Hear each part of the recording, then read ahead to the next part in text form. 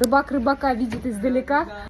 Это первый мед, это липовый мед, собран в роще в Липовой в национальном парке Башкирия, соответственно, очень далеко от всех промышленных районов.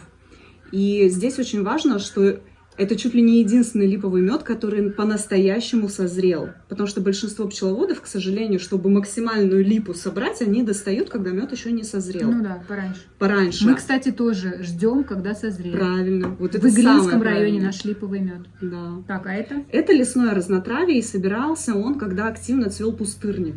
Поэтому вот попробуйте, какой он. Мне кажется, что в нем есть немножко карамельного такого вкуса. Сладковатый. Угу. Это терпкий, Да, липовый. это, да. Похож на наш, кстати. Да? Липовый. Круто. Мгм.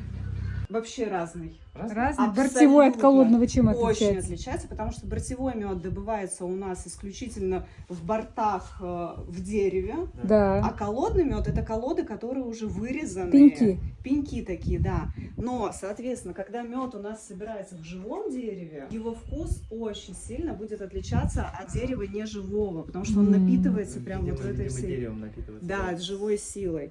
И мы всегда, вот мы сразу можем отличить, это вот бурзянский мед, бортевой именно, или это холодный мед, и нам пытаются что-то не то А продать. пчелки у вас карника? Есть карника, есть русские наши. Среднерусские, да? Среднерусские. Бортевой Да, вкусненький. выбираем их мед.